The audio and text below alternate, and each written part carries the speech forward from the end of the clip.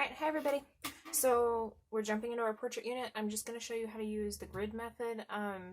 This is a really useful tool if you ever need to figure out how to draw a complex image, or in most cases, enlarge an image. This is a great tool to use. I do want to clarify that this shouldn't be used all the time. You don't want it to become a crutch. It's great, like I said, for enlarging an image, but it can become incredibly easy to just copy others' work by using this tool, so we don't want it to become a habit. It's just something to kind of get you started. So that's all I have to say about it, but we'll jump right in. So using the tool that I sent you, I put a grid over my picture. It's about a little less than half an inch squares. Obviously, you can adjust the size of the grid and everything like that, but basically when you put a grid over an image, you want the squares to be small enough that they capture just small amounts of detail, but you don't want them to be so small that you have to go through every single box, and then that's just more to erase later. So you really want it to be no bigger than an inch, but probably not smaller than a half an inch, somewhere in between there. So you can see that I've got like this half line here. I'm just going to ignore that when I transfer onto my larger paper. But just so you know, I'm not forgetting about it, I'm just ignoring it. So I could just completely replicate it and go through, and so my boxes are about 1.5 centimeters, or about a half an inch, and I could go through and make the grid on a piece of paper that's the exact same size. This is a little small for that, so I'm going to ask you to, scale up. But if you were doing this for your own practice, you could technically do that. But like I said, we're going to scale up. So what I did, I measured my picture here. It's about 4.5 inches by 5 inches, I think. Yeah, it's a little bit of a weird size.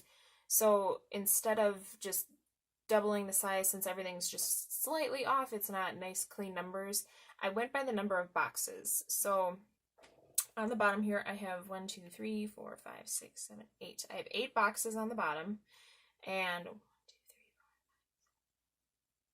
3, 4, 9 going up. So I decided to make inch boxes, so it almost doubled the size of my original picture. So I did 8 inches across the bottom and 9 inches up. So each box here is 1 inch. And make sure when you're drawing your boxes, so I went and I did the outline first, and then when I started to put in my columns and rows, I measured and made little tick marks at each inch at both the top and the bottom, so that way when I line them up, I'm sure that they're straight. Just a little tip there. Alright, so now we've got that all set and ready to go. So the next thing I want to tell you about is called a viewfinder.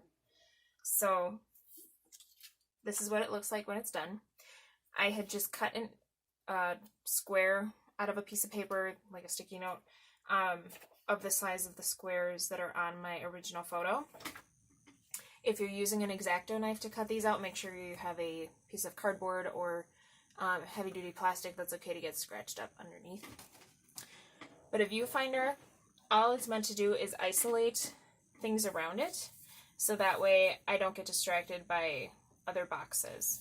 So why don't we start over here, the way it works with the grid. So there's this box, and then I'm going to go up 1.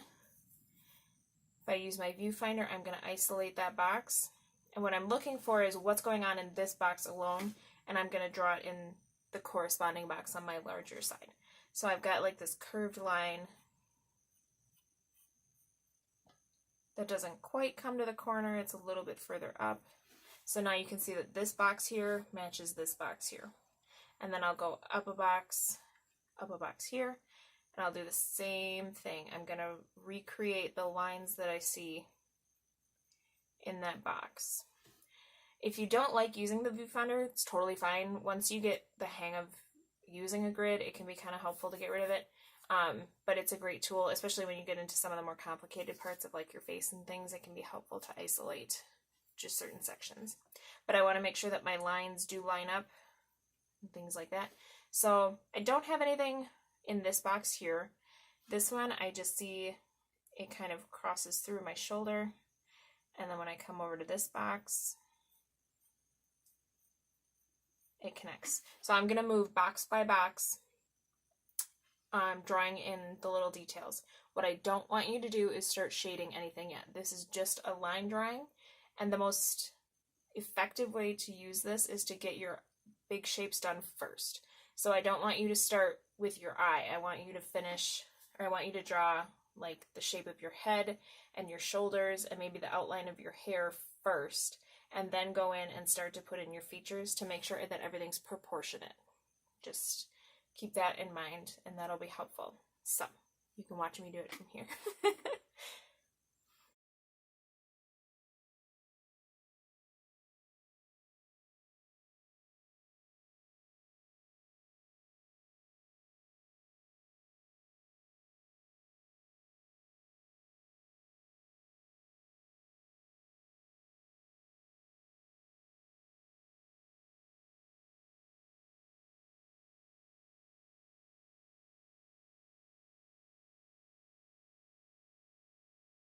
Okay, so now that I've got the basic outline of my face kind of done, now I can start to dive into the smaller features in my face, start to add details like my glasses and my earrings. Yeah, so that's my next step here.